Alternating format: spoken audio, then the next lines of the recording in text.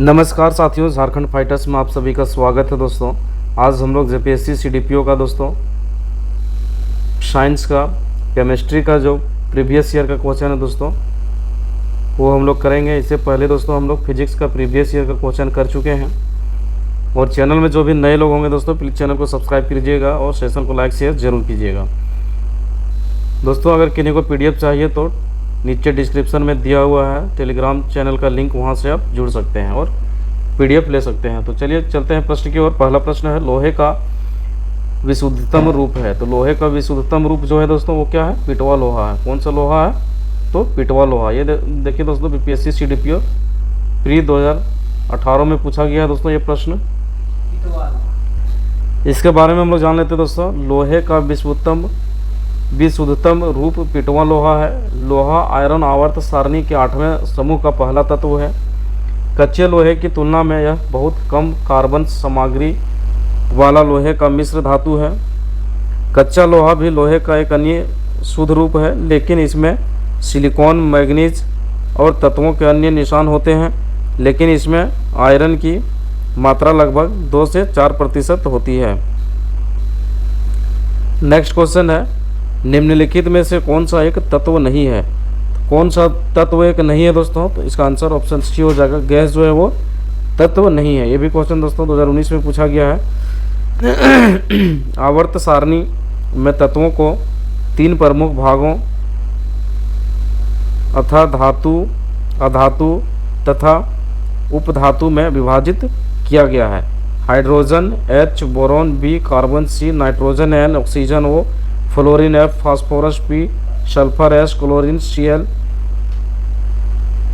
Ci, chlorine, selenium Fe, bromine Br, iodine I तथा सभी अक्रिय गैसों को धातुओं के श्रेणी में रखा गया है।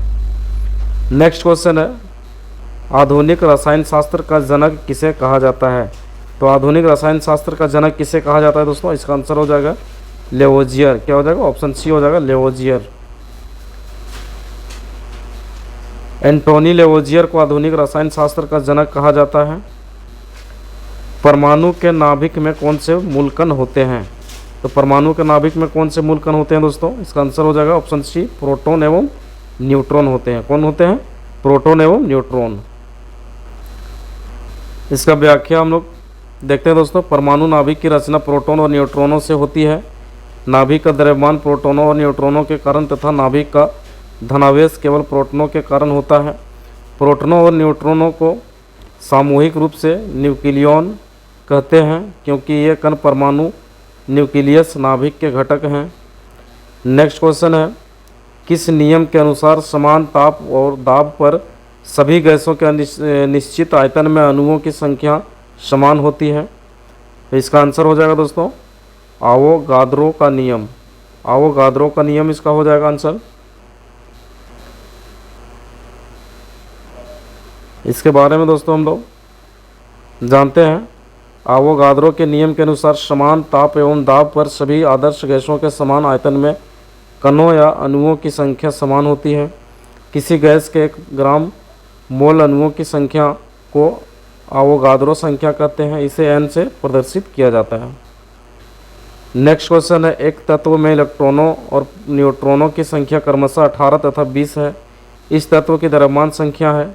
तो इस तत्व का जो है दोस्तों द्रव्यमान संख्या कितनी है? तो ऑप्शन सी हो जाएगा 38 है। इसके बारे में जान लेते हैं हम लोग। किसी तत्व के परमाणु के नाभिक में उपस्थित प्रोटॉनों और न्यूट्रॉनों की संख्याओं का योग उस परमाणु की द्रव्यमान संख्या कहलाती है। उल्लेखनीय है कि परमाणु में इलेक्ट्रॉनों की संख्या प्रोटॉनों की संख्या के बराबर होती है, जिसके कारण परमाणु विद्युत उदासीन होते हैं। प्रश्नानुसार देखिए दोस्तों, द्रव्यमान संख्या बराबर प्रोटॉनों की संख्या प्लस न्यूट्रॉनों की संख्या। प्रोटॉनों की संख्या 18 है प्लस न्यूट्रॉनों की संख्या 20 है, तो टोटल हो जाएगा 38। नेक्स्ट क्वेश्चन है, एक नाभिक की द्रव्यमान संख्या। तो एक नाभिक की द्रव्यमान संख्या दोस्तों न्यूट्रॉनों और प्रोटॉनों की संख्या का योग होती है। क्या होती है? एक नाभिक की द्रव्यमान संख्या जो है न्यूट्रॉनों और प्रोटॉनों की संख्या का योग होती है। नेक्स्ट क्वेश्चन है, निम्नतम अवस्था में हाइड्रोजन परमाणु की कक्षा में एक इलेक्ट्रॉन की चाल होती है। इसका आंसर हो जाएगा दोस्तों ऑप्शन सी हो जाएगा C/137।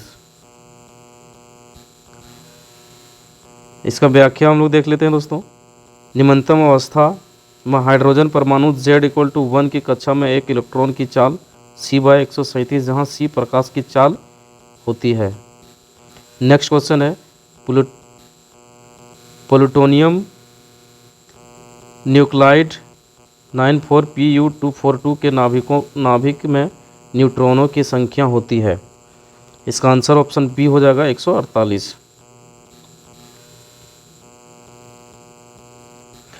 इसका व्याख्या देखिए दोस्तों, द्रव्यमान संख्या जो है 242 है, परमाणु क्रमांक 94 है, परमाणु क्रमांक जो है 94 है बराबर ये प्रोटॉन की संख्या है, तो न्यूट्रॉनों की संख्या बराबर होता है द्रव्यमान संख्या माइनस प्रोटॉनों की संख्या। देखिए द्रव्यमान की संख्या 242 है और प्रोटॉन की संख्या जो है वो 94 है, तो न्यूट्रॉनों की संख्या जो है दोस्तों द्रव्यमान संख्या माइनस प्रोटॉन की संख्या, तो 242 minus 94 equal to 148। Next question है निम्नलिखित में से कौन सा कण आवेश रहित है। कौन सा कण दोस्तों आवेश रहित है? इसका आंसर हो जाएगा न्यूट्रॉन। इसका व्याख्या हम लोग देखते हैं। न्यूट्रॉन विद्युत उदासीन अपरमाणुक कण है। न्यूट्रॉन का द्रव्यमान प्रोटॉन के द्रव्यमान के लगभग बराबर होता है। न्यूट्रॉन की खोज वर्ष 1932 में वैज्ञानिक जेम्स चैडविक ने की थी। नेक्स्ट क्वेश्चन है निम्नलिखित में से कौन सा एक रेडियोधर्मी तत्व द्वारा उत्सर्जित धनात्मक रूप से अवशेषित कण है। इसका आंसर हो जाएगा दोस्तों अल्फा किरण। 2 प्रोटॉन और 2 न्यूट्रॉन मिलकर एक अल्फा कण बनाते हैं। उच्च ऊर्जा वाले इलेक्ट्रॉनों को बीटा कण के रूप में जाना जाता है। स्पष्ट रूप से अल्फा कण प्रोटॉन की उपस्थिति के कारण सकारात्मक रूप से आवेशित होता है, जबकि बीटा कण इलेक्ट्रॉनों की उपस्थिति के कारण ऋणात्मक रूप से आवेशित होता है। कैथोड किरणें एक डिस्चार्ज ट्यूब में नकारात्मक इलेक्ट्रोड कैथोड छोड़ने वाले इलेक्ट्रॉनों की एक धारा है। नेक्स्ट क्वेश्चन, एक तत्व के समस्थानिक अलग अलग होते हैं। तो एक तत्व के समस्थानिक अलग अलग होते हैं दोस्तों। इसका आंसर ऑप्शन बी हो जाएगा द्रव्यमान संख्या में। समान परमाणु संख्या वाले तत्व समस्थानिक कहलाते हैं, अर्थात जिस तत्व की परमाणु संख्या समान प्रोटॉनों की संख्या समान होती है परंतु द्रव्यमान संख्या या परमाणु भार अलग अलग होता है, वे समस्थानिक कहलाते हैं तथा समान परमाणु भार वाले तत्व समभारिक कहलाते हैं। नेक्स्ट क्वेश्चन है नाभिकीय विखंडन किसके संघात के कारण होता है। इसका आंसर हो जाएगा दोस्तों न्यूट्रॉन। क्या हो जाएगा? न्यूट्रॉन। नाभिकीय विखंडन न्यूट्रॉन के संघात के कारण होता है। जब किसी भारी तत्व के परमाणुओं पर न्यूट्रॉनों की बमबारी की जाती है तो भारी तत्व हल्के तत्वों में टूट जाता है एवं इसमें बहुत अधिक ऊर्जा का उत्सर्जन होता है। किसी भारी तत्व का हल्के हल्के तत्वों में टूटने की प्रक्रिया को नाभिकीय विखंडन कहते हैं। नेक्स्ट क्वेश्चन है फैराडे स्थिरांक। फैराडे स्थिरांक क्या है दोस्तों? सार्वभौमिक स्थिरांक है। क्या है? सार्वभौमिक स्थिरांक। फैराडे स्थिरांक एक सार्वभौमिक स्थिरांक है। यह 96,487 कैलोरी पर मोल होता है। नेक्स्ट क्वेश्चन है निम्न में से किसका पीएच मान 7 है। तो पीएच मान 7 किसका है दोस्तों? पीएच मान जो है वो उदासीन विलयन होता है। पीएच मान शुद्ध जल को उदासीन माना जाता है तो शुद्ध पानी हो जाएगा। उदासीन विलयन का पीएच मान 7 होता है। शुद्ध जल को उदासीन माना जाता है। 25 डिग्री पर शुद्ध जल का पीएच मान 7 होगा। वर्षा का पानी जल का शुद्ध रूप है। 7 से अधिक पीएच मान का विलयन क्षारीय तथा 7 से कम पीएच मान का विलयन अम्लीय होता है। नेक्स्ट क्वेश्चन है निम्नलिखित में से किस विलयन के पीएच का मान 7 से अधिक है। इसका आंसर हो जाएगा क्षारीय विलयन। नेक्स्ट क्वेश्चन है पानी का पीएच मान है। तो पानी का पीएच मान क्या है दोस्तों? पानी का पीएच मान 7 है।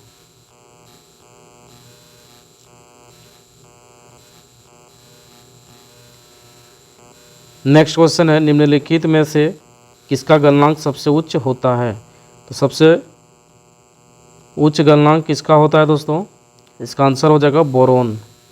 क्या हो जाएगा? बोरोन। किसी ठोस पदार्थ का गलनांक वह तापमान होता है जिस पर वह अपनी ठोस अवस्था से पिघलकर द्रव अवस्था में पहुंच जाता है। गलनांक पर ठोस और द्रव प्रावस्था साम्यावस्था में होती है।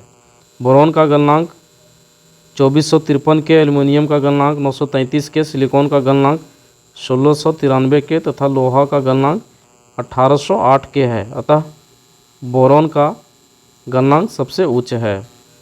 नीलम रूबी का रासायनिक सूत्र। नेक्स्ट क्वेश्चन है दोस्तों, नीलम या फिर रूबी का रासायनिक सूत्र क्या है? तो Al2O3 इसका रासायनिक सूत्र है। नीलम एक रत्न श्रेणी का खनिज है। इसका रासायनिक सूत्र Al2O3 है। नीलम प्रकृति में भी मिलता है एवं कृत्रिम भी बनाया जाता है। नेक्स्ट क्वेश्चन है, एक घोल का pH 3 से 6 बदलता है H+ आयन की सांद्रता। इसका आंसर हो जाएगा 1000 गुना कम हो जाएगी। ऑप्शन डी हो जाएगा इसका आंसर। देखिए pH में परिवर्तन, pH में परिवर्तन delta into pH equal to pH2 minus pH1 equal to, देखिए 6 - 3 है इक्वल टू 3 हो जाएगा। H+ आयन की सांद्रता का अनुपात pH2/pH1 equal to log H+2 और log H+1 equal to 10⁻³ equal to 0.001 equal to हो जाएगा 1/1000। अतः H आयन का सांद्रता 1000 गुना कम हो जाएगी। नेक्स्ट क्वेश्चन है, ब्रोमीन होती है। तो ब्रोमीन क्या होती है दोस्तों? लाल द्रव। ब्रोमीन जो है वो लाल द्रव होती है। ब्रोमीन गहरा लाल रंग धारित तीक्ष्ण गंध वाला वाष्पशील द्रव है। ब्रोमीन Br का परमाणु क्रमांक 35 होता है तथा यह कमरे के ताप रूम टेम्परेचर पर द्रव अवस्था में रहता है। यह अज्वलनशील तथा जल में अल्प विलय है। ब्रोमीन वर्ग 17 का सदस्य है जिसे हाइलोजन वर्ग के नाम से भी जाना जाता है। निम्न में से कौन सा रेडियोधर्मी तत्व नहीं है? तो रेडियोधर्मी तत्व कौन सा नहीं है दोस्तों? इसका आंसर ऑप्शन डी हो जाएगा, कैडमियम। कैडमियम जो है वो रेडियोधर्मी तत्व नहीं है। कैडमियम धातु का वर्गीकरण संक्रमण धातु के रूप में किया जाता है तथा रासायनिक रूप से कैडमियम एक तत्व है परंतु यह रेडियोधर्मी तत्व नहीं है। कैडमियम सिल्वर रंग की धातु होती है जिसमें नीले रंग की झलक होती है। कैडमियम एक विषैली धातु होती है। कैडमियम का सर्वाधिक उपयोग निकल कैडमियम बैटरी के उत्पादन में किया जाता है। नेक्स्ट है, संघनन क्या है? तो संघनन क्या है दोस्तों? तो संघनन जो है वो वाष्प का द्रव में परिवर्तन करना ही संघनन कहलाता है। जब कोई गैस तरल पदार्थ में परिवर्तित होती है तब इस स्थिति को संघनन कहा जाता है। अर्थात संघनन एक ऐसी प्रक्रिया है जिसमें कोई गैस संगठित होकर अर्थात ठंडी होकर द्रव अवस्था में बदल जाती है। उदाहरण बादल, कोहरा, वर्षा इत्यादि। नेक्स्ट क्वेश्चन है, विलयन विलायक। विलयन या फिर विलायक के प्रति इकाई आयतन या प्रति इकाई द्रव्यमान में उपस्थित विलय की मात्रा को रसायन में किस रूप में जाना जाता है? तो ये विलयन की सांद्रता के रूप में जाना जाता है। विलयन या फिर विलायक के प्रति इकाई आयतन या प्रति इकाई द्रव्यमान में उपस्थित विलय की मात्रा को रसायन में विलयन भी सांद्रता के रूप में जाना जाता है। विदित हो कि विलयन 2 या 2 से अधिक अवयवों का समांगी मिश्रण होता है।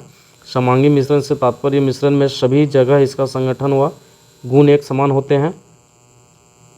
सामान्यतः जो अवयव अधिक मात्रा में उपस्थित होता है वह विलायक कहलाता है। विलायक विलयन की भौतिक अवस्था निर्धारित करता है जिसमें विलयन विद्यमान होता है। विलयन में विलायक के अतिरिक्त उपस्थित एक या अधिक अवयव विलय कहलाते हैं। नेक्स्ट क्वेश्चन है, वेल्डिंग में प्रयोग होने वाली गैसें।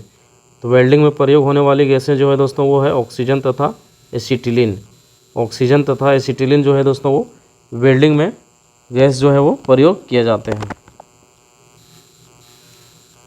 गैस वेल्डिंग एक प्रक्रिया है जिसमें एसिटिलीन और ऑक्सीजन अभिक्रिया द्वारा ताप के माध्यम से धातुओं को पिघलाकर जोड़ने अथवा ठीक करने का काम किया जाता है। ऑक्सी एसिटिलीन वेल्डिंग सबसे अधिक प्रचलित विधि है। नेक्स्ट है गैल्वेनाइड लोहे की पाइप पर परत होती है, तो जस्ते की परत होती है। ऑप्शन ये हो जाएगा इसका आंसर। लोहे एवं इस्पात को जंग से सुरक्षित रखने के लिए उस पर जस्ते जिंक की पतली परत चढ़ाने की विधि को गैल्वेनीकरण कहते हैं, अतः अभिष्ट उत्तर विकल्प ये में दिया हुआ है। नेक्स्ट क्वेश्चन है कपड़े साफ करने में प्रयोग होने वाले डिटर्जेंट, इसका आंसर सल्फोनेट हो जाएगा। ऑप्शन डी हो जाएगा सल्फोनेट। डिटर्जेंट आद्रक अथवा आद्रकों के यौगिक होते हैं जो तनुकृत अवस्था में सफाई के गुण को प्रदर्शित करते हैं। वस्तुतः ऐसे पदार्थ एल्काइल बेंजीन सल्फोनेट्स होते हैं। डिटर्जेंट कठोर जल में भी घुलनशील होते हैं। नेक्स्ट क्वेश्चन है वह तत्व जो मानव पसीने के माध्यम से उत्सर्जित होता है, कौन सा तत्व है दोस्तों? तो आंसर इसका यहाँ पे उपयुक्त में से कोई नहीं या फिर उपयुक्त में से एक से अधिक दिया हुआ है। तो चलिए हम लोग इसका व्याख्या देखते हैं। पसीना मुख्य रूप से पानी से निर्मित होता है, परंतु इसमें खनिज अम्ल और यूरिया भी मौजूद रहते हैं।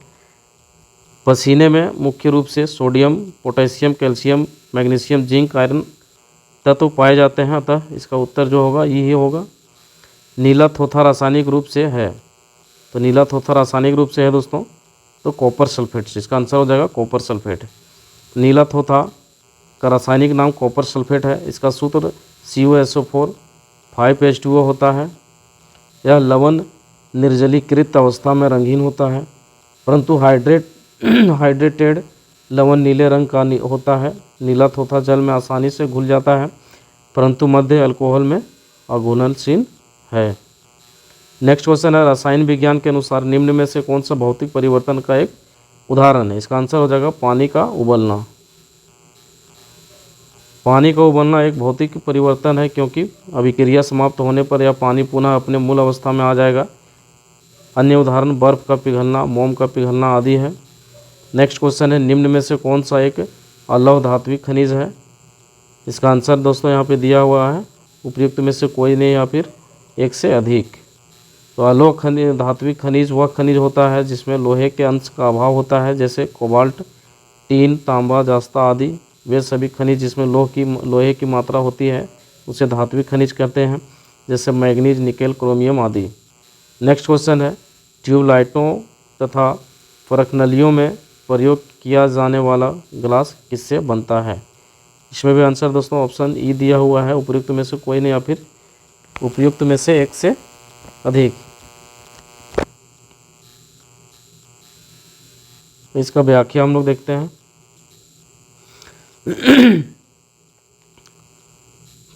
ट्यूबलाइटों तथा परखनलियों में प्रयोग किया जाने वाला ग्लास क्षारीय धातुओं के सिलिकेटों का एक अक्रिस्टलीय पारदर्शी मिश्रण है जिसका निर्माण सिलिका, सीरियम ऑक्साइड तथा सोडियम एवं अन्य ऑक्साइडों से होता है। नेक्स्ट क्वेश्चन है निम्न में से किस धातु की विद्युत चालकता सबसे अधिक है? तो इसका आंसर ऑप्शन बी हो जाएगा दोस्तों रजत। क्या हो जाएगा? रजत। विद्युत चालकता का क्रम है उच्च से निम्न।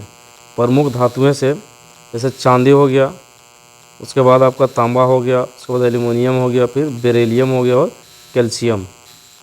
नेक्स्ट क्वेश्चन है पृथ्वी के वातावरण में सबसे प्रचुर मात्रा में पाई जाने वाली गैस है? इसका आंसर हो जाएगा दोस्तों नाइट्रोजन। कौन सा गैस है? नाइट्रोजन है। नेक्स्ट क्वेश्चन है एल्कोहल को कार्बोक्सिलिक अम्ल में परिवर्तन किया जा सकता है मात्र ऑक्सीडेशन द्वारा। कैसे? ऑक्सीडेशन के द्वारा कार्बोक्सिलिक अम्ल में परिवर्तन किया जाता है मात्र ऑक्सीडेशन के द्वारा। एल्कोहल और नेक्स्ट क्वेश्चन है नाभिकीय रिएक्टर में नाभिकीय विखंडन से विद्युत उत्पन्न करने के लिए साधारणतः प्रयोग किया जाने वाला तत्व है? इसका आंसर हो जाएगा दोस्तों यूरेनियम। नाभिकीय विखंडन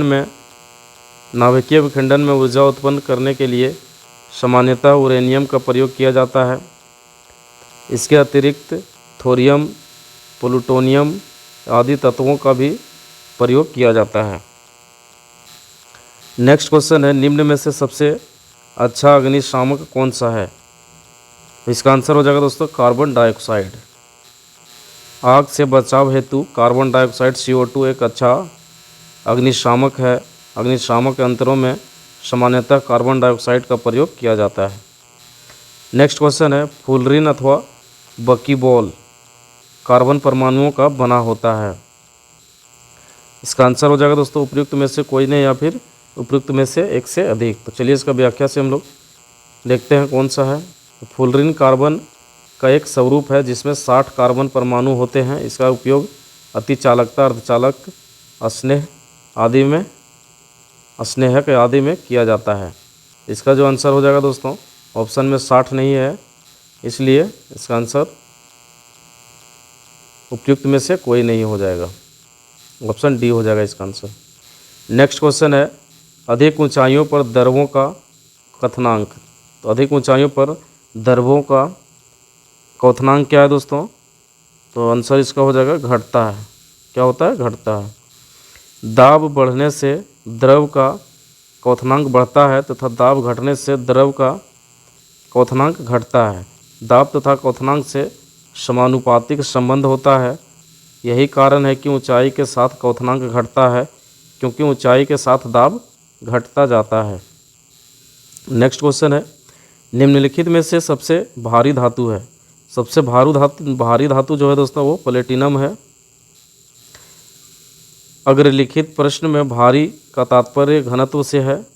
उपर्युक्त विकल्पों में से प्लेटिनम सर्वाधिक घनत्व गुणधर्म वाला धातु है, जिसका घनत्व 21.45 ग्राम पर घन सेंटीमीटर होता है। चांदी का 10.5 ग्राम पर घन सेंटीमीटर, पारा का 13.54 ग्राम पर घन सेंटीमीटर तथा सोने का 19.32 ग्राम पर सेंटीमीटर क्यूब घनत्व होता है।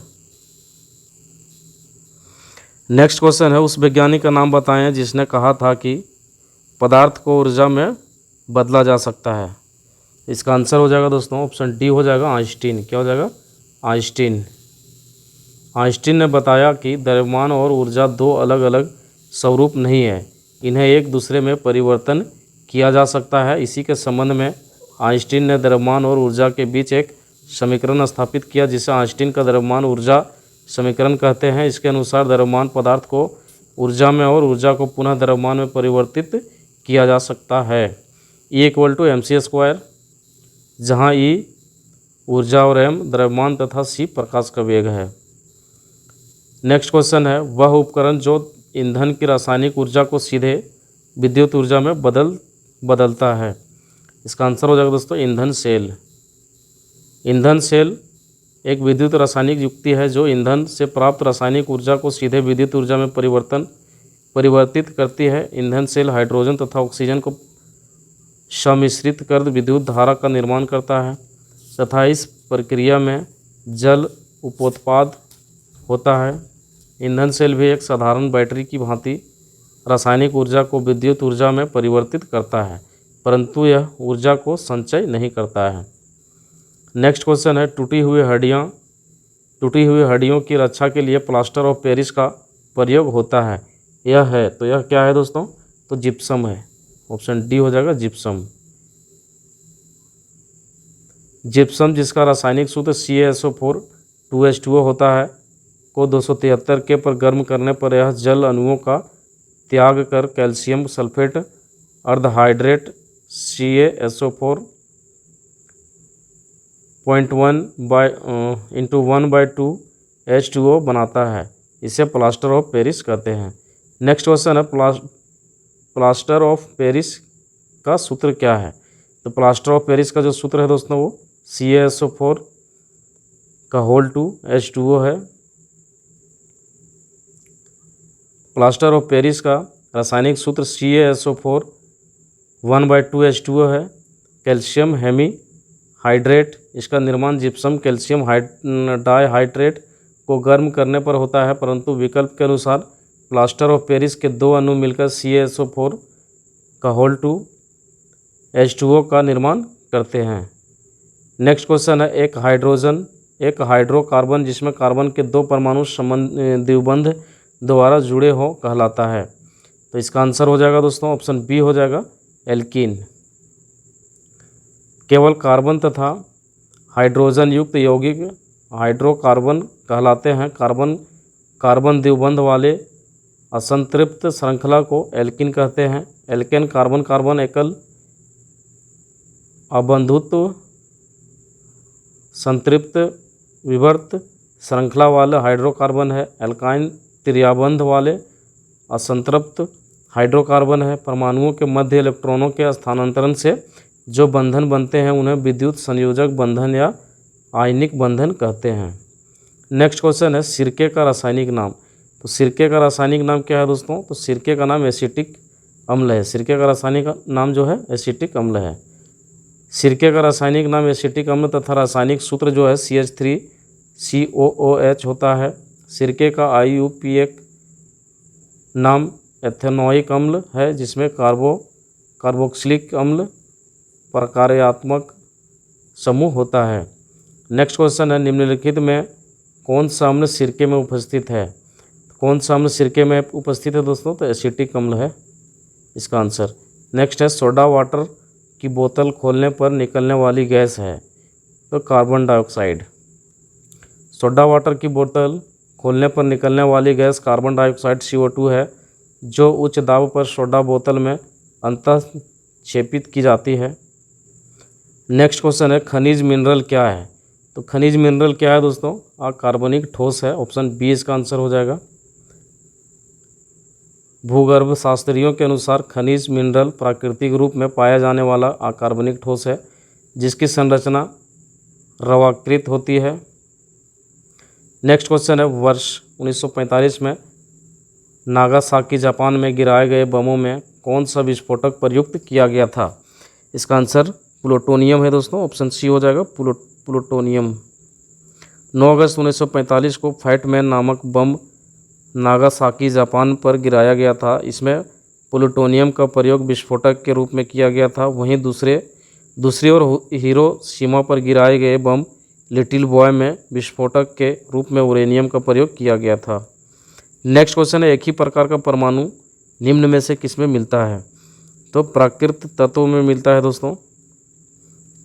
नेक्स्ट क्वेश्चन है, सबसे अधिक क्रियाशील धातु कौन सी है? सबसे अधिक क्रियाशील धातु जो है दोस्तों वो पोटेशियम है। दिए गए विकल्पों में सर्वाधिक क्रियाशील धातु पोटेशियम है। क्रियाशीलता के आधार पर दी गई धातुओं का क्रम निम्नवत है। पहले पोटेशियम है, उसके बाद सोडियम, फिर कैल्शियम, उसके बाद आयरन। निम्न में से किसे श्वेत धातु कभी कहते हैं? तो श्वेत धातु किसे कहते हैं दोस्तों? देखिए यहाँ पे आंसर इसका ये दिया हुआ है, उपयुक्त में से कोई नहीं या फिर उससे अधिक। तो चलिए देखते हैं हम लोग। मूल रूप से श्वेत धातु लेड एवं लिथियम या फिर अन्य धातुओं अर्थात कैडमियम, बिस्मिथ एवं जस्ते की मिश्र धातु होती है। लिथियम, लेड एवं लिथियम। तो यहाँ पे ऑप्शन में दोस्तों लिथियम ना ही लेड ऑप्शन नहीं दिया गया है, कैडमियम भी नहीं दिया गया है, बिस्मिथ भी नहीं दिया गया है, इसलिए इसका आंसर हो जाएगा उपयुक्त में से कोई नहीं। नेक्स्ट क्वेश्चन है, वनस्पति तेल से। दोस्तों आज का सेशन यहीं पे समाप्त होता है, फिर मिलेंगे हम लोग नेक्स्ट सेशन में। तब तक के लिए धन्यवाद।